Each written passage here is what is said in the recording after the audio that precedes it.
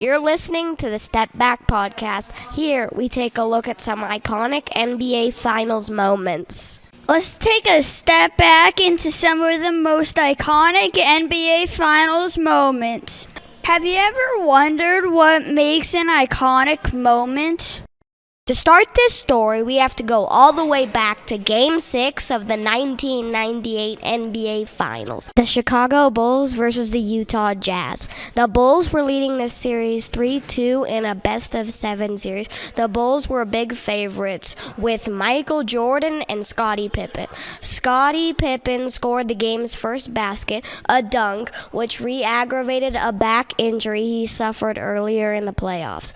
He was limited to 27 minutes that game. The Jazz held a 49-45 lead at halftime. They led 66-61 at the end of the third, and the Jazz point guard John Stockton hit a clutch three to give Jazz a 86-83 lead. Jordan hit a layup to cut the lead just down to one. The Jazz missed a shot, and Jordan dribbled to the free throw line, crossed up Byron Russell, and hit a free throw line jumper with 3 seconds left. The Jazz missed the shot, and the Bulls won their last NBA Finals of the Jordan era. Now let's go over to a more funny story. It was 2018 Warriors vs. Cavaliers, and J.R. Smith somehow forgot the score and dribbled out the clock in Game 1. The Cavaliers went out to lose the game and the finals. LeBron was mad because they were swept in the finals, and J.R. made that bad play to lose the game. I feel like that moment was just so iconic because it was the last NBA Finals that the Bulls won with both Jordan and Pippen. Yeah, I know how you feel. It's like the Warriors with Clay and Steph. The urban legend is that Jordan pushed Byron Russell when he went up for that shot. Do you believe that? No, after seeing the replay, it doesn't really seem like Jordan did anything. They were just interlocking arms, and then he stepped back. Yeah. I feel like that he just crossed him up so bad that he fell down. Yeah. Michael Jordan played a key role in that game. He played 43 minutes, was 15 for 35 from the field. He was 3 for 7 from 3. He was 12 for 15 from the free throw line. He had 1 rebound, 1 assist, and 4 steals. Go along with 45 points.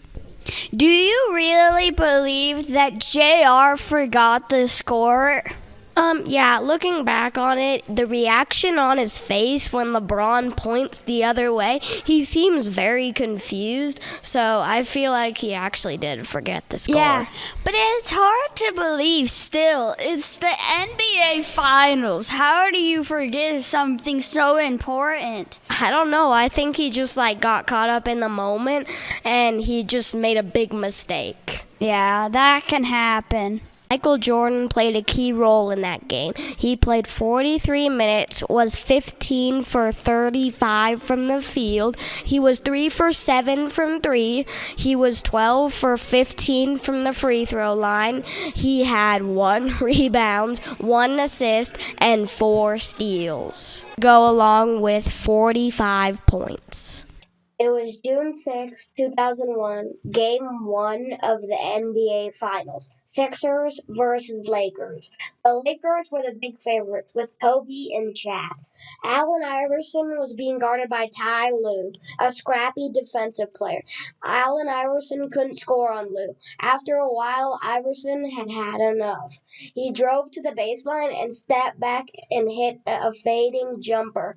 Ty Lue fell at his feet, and Iverson snapped over him, creating an iconic moment. He went on a tear and scored 48 points, had 6 assists, 5 steals, 5 rebounds as the Sixers won 107-101. It was Game 4 of the 2000 Finals, and the Lakers were up 2-1. Kobe went from missing most of Game 2 and all of Game 3 with a sprained ankle to playing 47 of a possible 43 minutes and scoring 28 points as the Lakers beat the Pacers in overtime, and the Lakers went to win the finals. How do you think Kobe felt after missing most of Game 2 and all of Game 3 with a sprained ankle? I think he was just like really motivated and he wanted to like prove that he was okay and he would be able to play. Yeah, because he beat the Pacers in Game 4 and went on to win it in Game 5. Yeah, and they ended up winning the series, and the Lakers might not have been able to win the series without him. Yeah.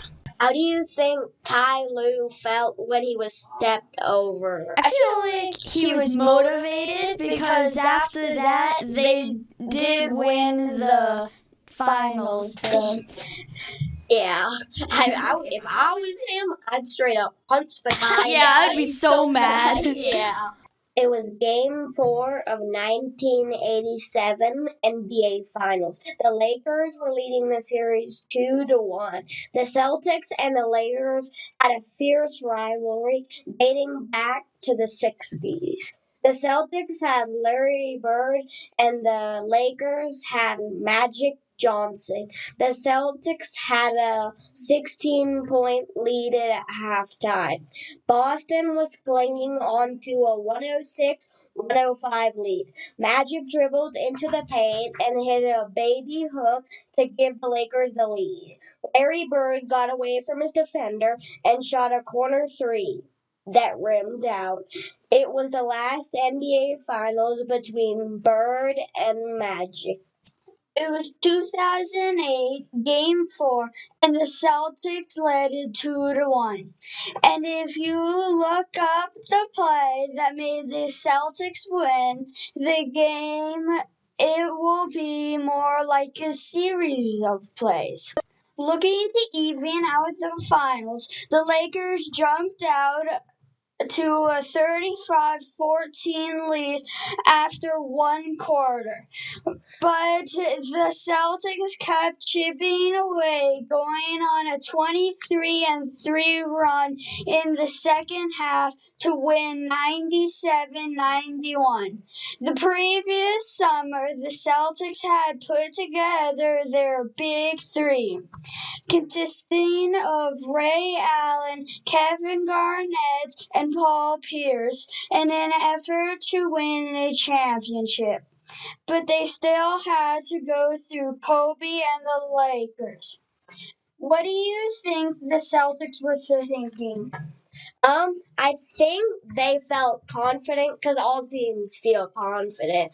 And I just felt like they wanted to prove that they could come back, and they knew that they could come back.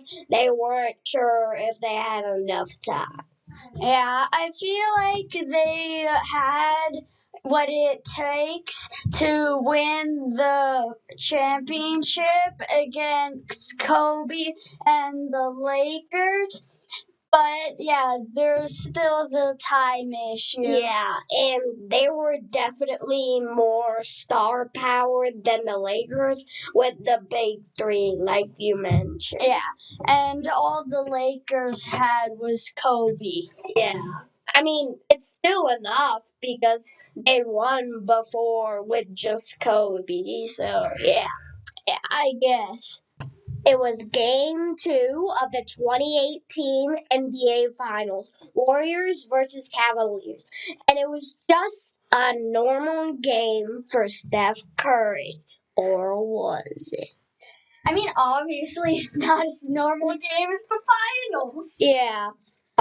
He was just real special that night. Yeah. I mean, he was like lighting up the Cavaliers, which like step back.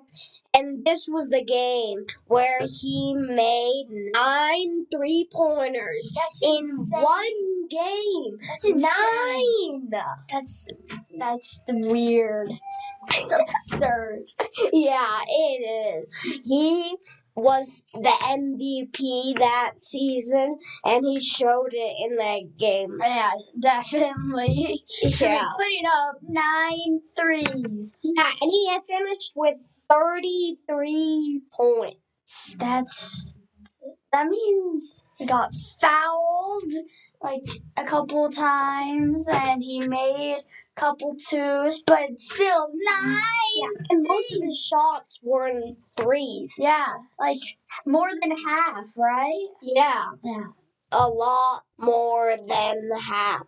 Definitely. Okay, so I think that Curry sort of like was Kobe.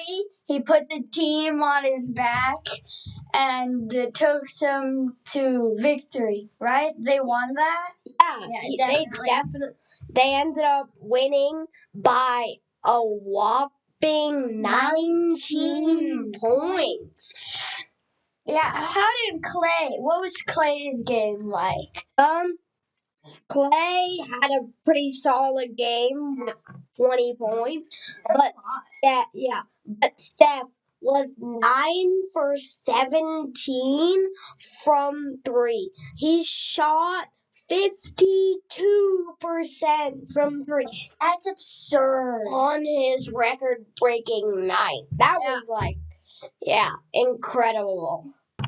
Curry also carried the team last night because the bench just didn't show up. But the only help he had was from Clay and KD.